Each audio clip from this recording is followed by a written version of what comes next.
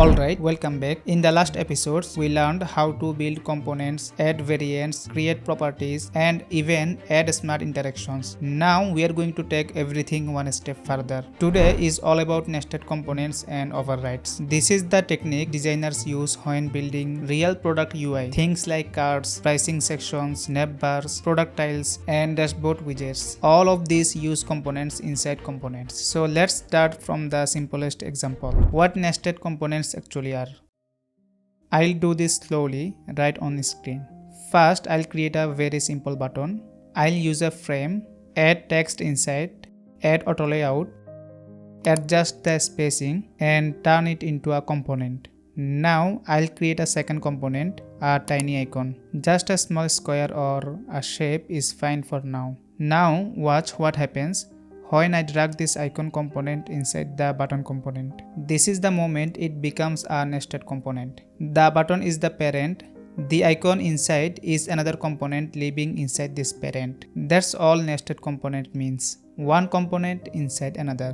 When I select the icon on the canvas, you can see Figma shows the diamond icon on the right sidebar. It's still a component instance. It didn't lose anything. Now imagine you are designing a real app. Buttons often have icons, cards have images, product tiles have tags, navbars have menu items. All of these things are reusable elements and they change in different places. So nested components lets you build real UI that can be edited quickly without breaking anything. Let me show you how overrides work with this. I'll drag a fresh instance of the button onto the canvas. Inside the button instance, I still see the icon instance. And here is the important part. I can override the icon inside this specific button without touching the main component. For example, I can swap it, hide it, change the text, update the label. None of this breaks the component.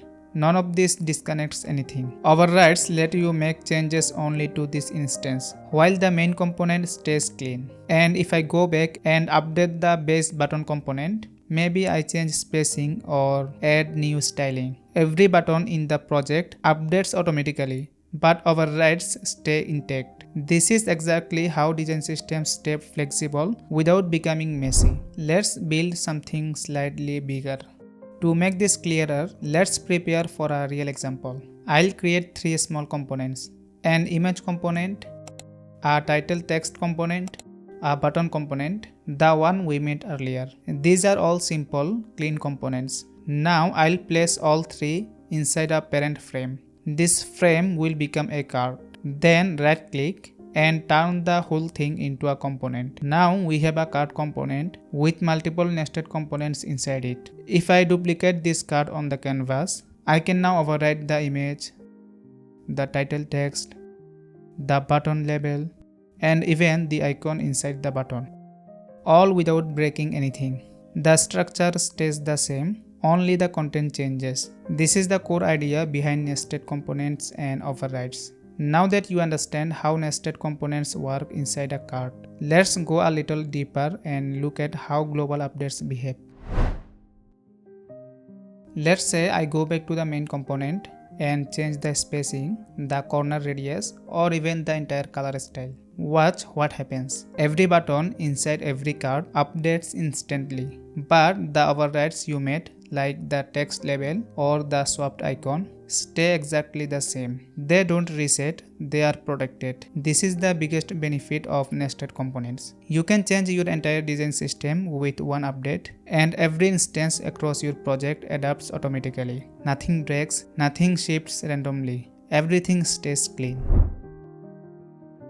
Now I'll drag the card into a real layout. I'll duplicate it multiple times. For each card I can override the image, the title, the button icon, the button label, the visibility of extra elements. Within seconds I have 5 different cards that all look unique, but they are all built from the same master system. This is the real power of nested components. If this episode helped you, make sure to subscribe and leave a small comment to support the channel. Thank you for watching and I'll see you in the next one.